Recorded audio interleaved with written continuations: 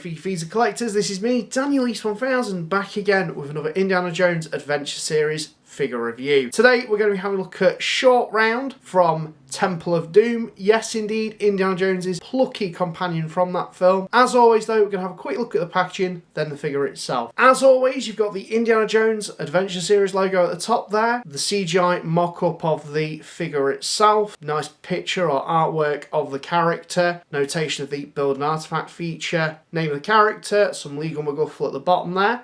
On the spine of the box, as always, you've got Indiana Jones Adventure Series at the top there, a lovely picture of Short Round there, and an artist illustrated scene from the film. In this case, it's Short Round falling through the rope bridge. Of course, you've got a notation of the plastic packaging, free packaging. And well, on the other side, you've got a rundown of the build an artifact feature, all the figures that you need to get in order to build the piece, and as always, a ton of legal garb at the bottom. On the back, you've got the name of the film that the character's from, notation of the build an artifact feature at the very top there, CGI mock-up again of the figure itself, and another picture of it along with the accessories that it comes with. Also got a ton of legal garb at the bottom, and at the very bottom there as well.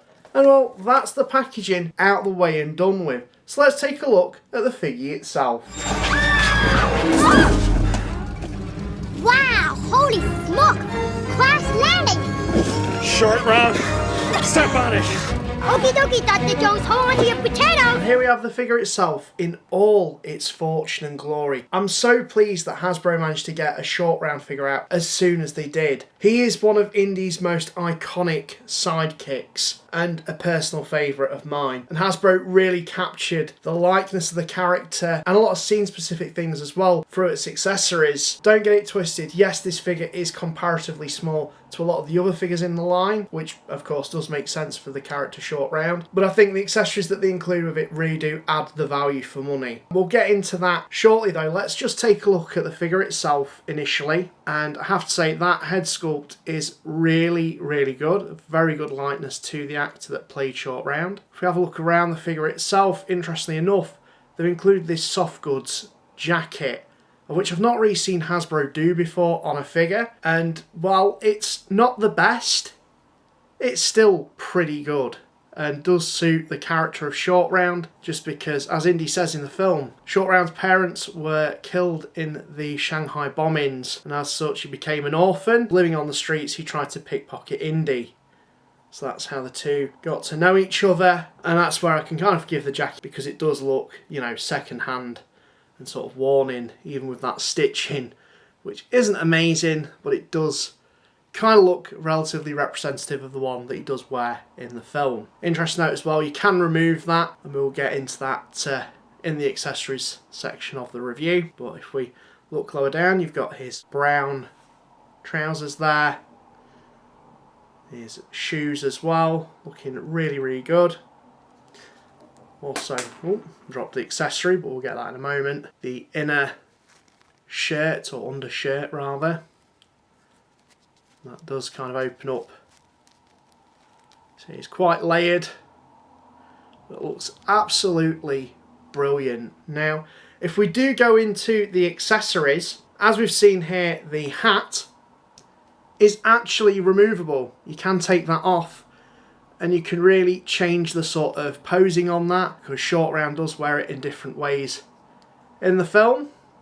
So you can have it, you know, kind of how he standardly has it, or when he's in the car when he's got it reversed. The main thing to note about the hat is it isn't entirely accurate, but I'm willing to give Hasbro a pass on that, just because the logo on it isn't quite correct, and that's because of licensing issues. If Hasbro were to use the New York Yankees logo, then obviously they would have had to have paid licensing rights for that. A figure like this, and because they are a toy company, they're not really going to fork out that sort of money just to include it there. So the yen itself is in a similar sort of font to that, but I'm sure people out there will probably have a go at painting their own potentially, and to make it a bit more accurate to the film. But the hat itself is accurate, it's just obviously the logo they can't include. But it looks really, really good. Now, additionally as well, as the hat is removable, which gives us a better look at the actual likeness of the character, which is great. Now, as such, he does come with an additional hat accessory in the form of the fedora. I think that's absolutely fantastic. You can again get that posed up really well, get it to sit kind of off like he wears it in the film when Indy is trying to listen intently to the shaman, and you can see Short Round in the background there kind of mimicking Indy a little bit with the sort of hand gesture pose. You can kind of get that pose here, of which is absolutely brilliant. It's a little bit hard to do just because of the jacket. I really love that little feature, and additionally as well, it does match up quite well with the hypnotised Indy, because obviously Short Round gives him his fedora back. Pairs really, really well with that figure, and if you haven't seen my review of the hypnotised Indy, it's well worth checking out, if I do say so myself. So yeah, really, really nice inclusion of that. It's a very small edition, but it's a well thought out one.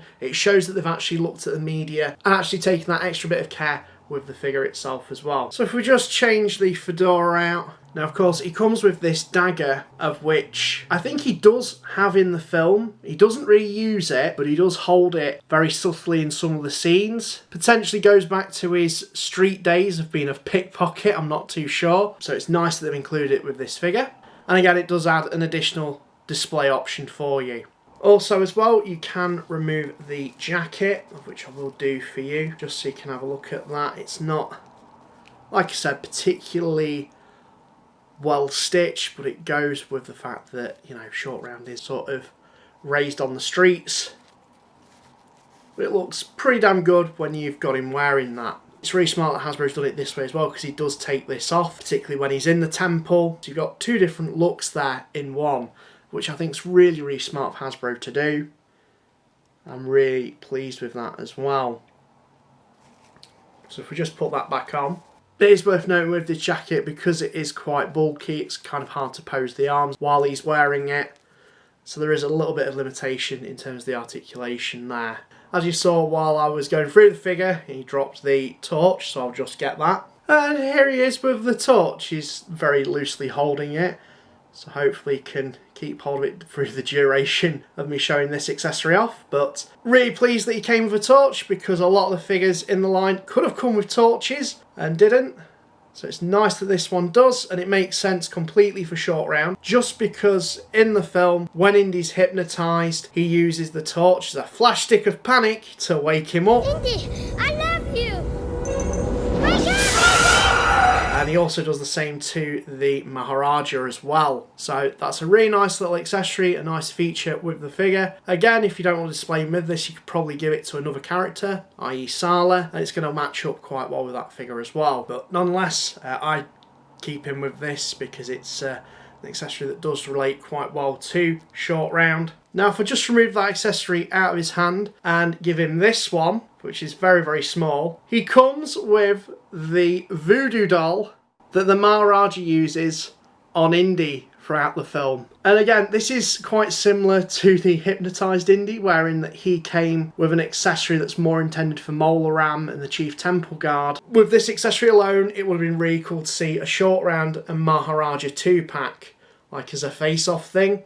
Slightly bittersweet that they didn't do that. I think Maharaja would be a very, very intricate figure for them to do if they were to do one. I doubt they will. So to get this accessory, it is a nice little inclusion and looks absolutely brilliant. Of course, you've got the fedora there, a very rough looking outline of a person really. And additionally as well, to make it look like Indy, they've given him a little whip, which can kind of thread Short Round's thumb through there to get him to hold it a little bit better.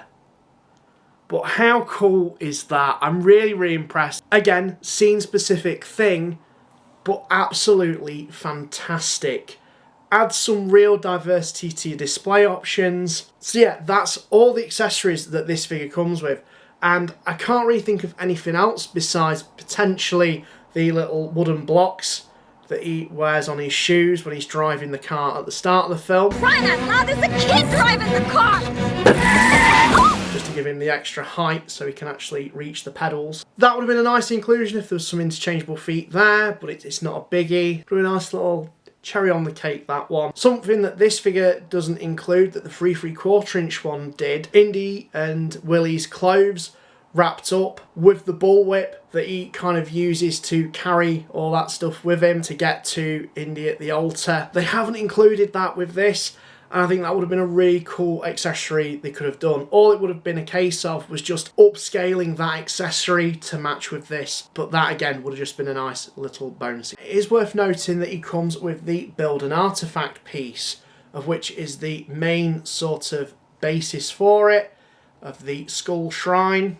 Of course, it's the back of the head, and then the actual face of the skull tabs into there.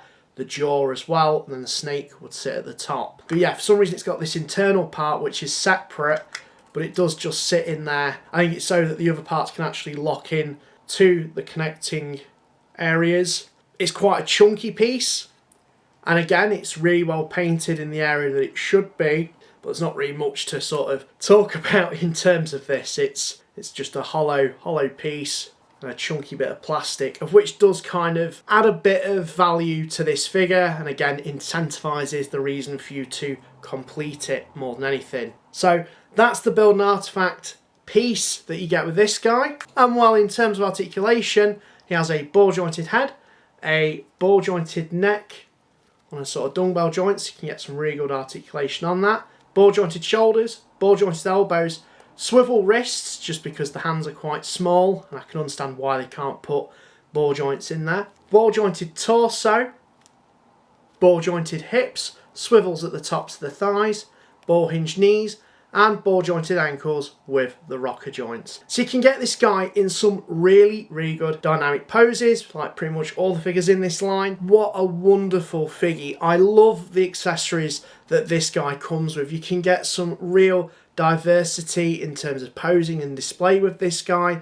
There's so much to choose from, and again, this is something you really expect from a figure, and particularly one of this size where you are effectively getting half the plastic of a normal figure. Yes, the Build an Artifact piece sort of makes up for that, but the additional little tiny accessories as well do indeed help. I'm really impressed with the fact that Hasbro decided to include interchangeable hats, so again you can diversify your display. It is just everything and more really that I was expecting from a short round figure, and as such probably makes it one of my favourites and absolute standout in the line. So a massive congrats to Hasbro on this one. I'm really pleased with it. As I said in my Hypnotised India review though, I really hope we can get more characters from Temple of Doom. Definitely Willie Scott, so he can complete the key 3, or at least for me and my mileage, Molaram for Indian short round to go against, because we need a villain to at least go with the figures that we've got so far from Temple of Doom. Let me know what you guys think of this figure in the comments down below. And while this is me, Daniel East 1000, signing out, and thank you very much for watching.